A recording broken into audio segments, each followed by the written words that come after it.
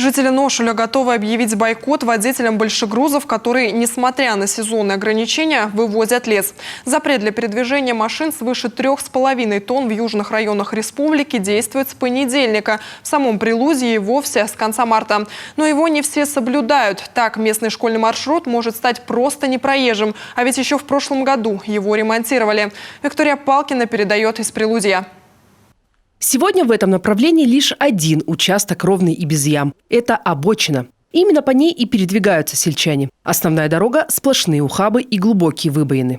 Дорога не сезонная даже проблема, проблема практически постоянно. Мы говорим о дороге Ношуль-Лихачевская-Оньмис уже много лет. На протяжении 10 километров идет асфальтовое покрытие, которое практически сегодня в таком непроезжем состоянии. То есть люди вынуждены ездить по обочинам. Водитель хлебовоза Николай Владычик участок дороги в 15 километров преодолевает за час. И так 2 раза в день. Мужчина понимает, капитальный ремонт здесь проведут вряд ли. Но если бы качественно обслуживали эту дорогу, она бы простояла еще много лет. Пустыни рубятся, ямы не копаются, дорога она не сохнет, и асфальт из-за этого ломается. Проблем добавляют и лесовозы. С 27 марта в районе ввели ограничения на проезд большегрузов. Крупный лесозаготовитель работы остановил, а вот частные предприниматели делают вид, что не замечают запрещающих знаков. Сезонные ограничения, к сожалению, соблюдаются только ответственными людьми. А у тех, у кого бизнес впереди, как правило, нет. Оттаивает после зимы.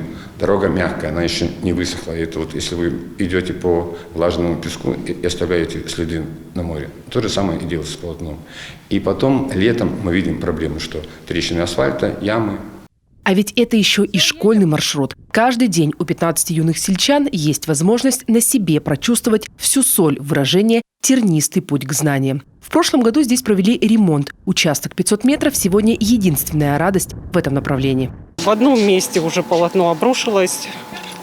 Тот асфальтобетон, который на одном из участков, он тоже пришел в негодность, в неудовлетворительном состоянии. Принято решение, что летом будут произведены ремонт картами. О том, что в грунтовом исполнении будет подсыпка щебнем, ну и грейдирование. Как решить вопрос с нерадивыми водителями большегрузов, которые игнорируют сезонные ограничения, в районной администрации пока не придумали. Штрафы точно не помогут. Наказание за проезд под запрещающий знак – 500 рублей. В то время, когда доходы лесного бизнеса измеряются цифрами с гораздо большими нулями. Виктория Палкина, Иван Богомолов, телеканал Юрган, Прилузский район.